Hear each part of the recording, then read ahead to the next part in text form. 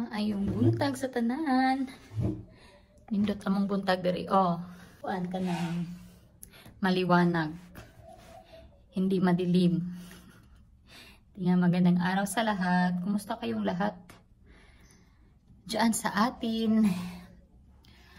Breakfast tayo, guys.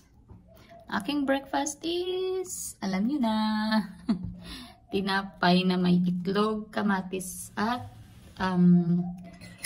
pipino. Tapos paparisan ko lang ng kopiko brown. Diba? Kumuha ko ng 2 kopiko nung nag-locus test kami last Sunday. So, dumaan kami sa isang supermarket para kumuha ng itlog. May nakita akong kopiko. So, kumuha ako 2 piraso at saka isang pack na din ng nido na maliit. Kasi wala na akong gatas. Yan ang ating breakfast to. Diba? Tapos, kape. Let's eat, guys. Buti na lang wala si Jabba dito na sa taas. Kasi yan, pusa ng kapitbahay namin yan. Kukuskus na naman ang sahig. Nakikinig. Nakikinig. Tapos na pala ako kumain, mga people.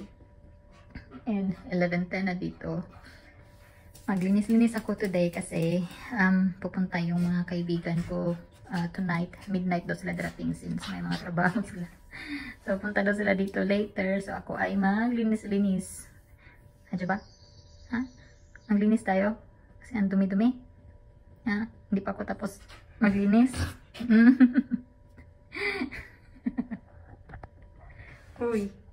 Itsura mo. Tara, maglinis tayo. Let's go.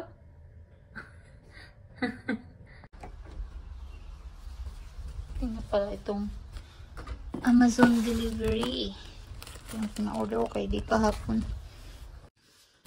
Ang laki naman ng box.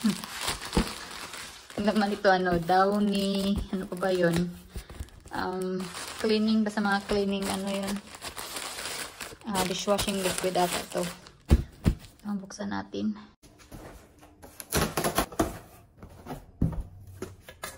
Hindi pala Downy. Comfort. 4 liters. Minsan Downy, minsan Comfort. Kung ano kasi yung may promotion sa Amazon, yun yung pinapabili ko kay Di. Lalo na to. 4 liters siya. Tapos 17 dirhams lang ata ito kasi naka-promo. Kaya ito na yung binili ko. Kasi malaki na. Nabili ko. Tapos yung ating serum kasi naubos na yung aking vitamin C na ulay. Naghahanap ako ng alternative. Neutrogena sana. Yung mas mura ba na serum. Nakita ko mas mahal man yung Neutrogena. So, ito na lang din pinabili ko kay Di kasi mas mura-mura. As much as possible, tinutulungan ko si Di na magtipid. I mean, hindi magtipid sa part niya kasi wala naman akong problema pag hindi siya nagtitipid pag sa mga gamit niya kasi naman niya yun, kita niya yun. Pero pag sa akin ba, sinubukan ko na magtipid sa sarili ko. At least, in that way naman nakatulong ako sa kanya. Kahit dito sa bahay, magtipid-tipid yung mga ilaw, hindi ko siya iniiwan na nakabukas. Pag hindi naman ginagamit, pinapatay ko talaga siya kasi malaking tulong na din yun sa isang buwan pag hindi mo hinayaan yung ilaw na nakabukas kahit di naman ginagamit. Na din yun, bawas sa bayarin ng kuryente, tapos tubig, mga ganun. Meron na namang nakabuka. Pasaway talaga. What you doing, Manoy? Ha? Nagunsa ko ka diha. Kuha tayo ng malunggay, guys. Kasi sawawin ko yung prito kong isda kahapon. Pero yan, sabi ni nanay ko, dapat daw i-trim. So, putulin ko yung isang sanga para sa baba lang yung niya. Salinsing ba? Para di daw masyadong mataas.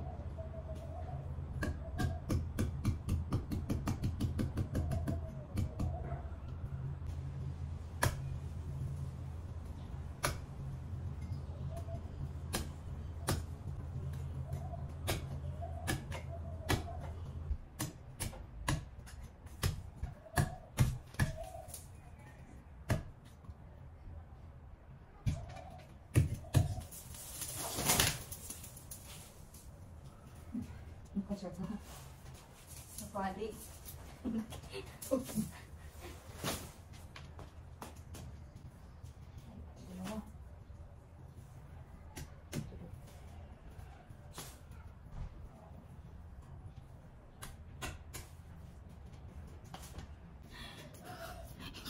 Puro ano, yung ano ng malunggay. Ang laki na pala ng sanga mga people. Natakot si Jaba. Ito lang yung kinuha ko na malunggay, yung sa pinakataas lang ng sanga. Para ano siya. Alam mo yung sa Bisaya pa, udlot ba? Para mas bata, hindi yung ano na, gurang na or guwang na. Ready na ang ating moringa. Kumulo na din yung ano ko.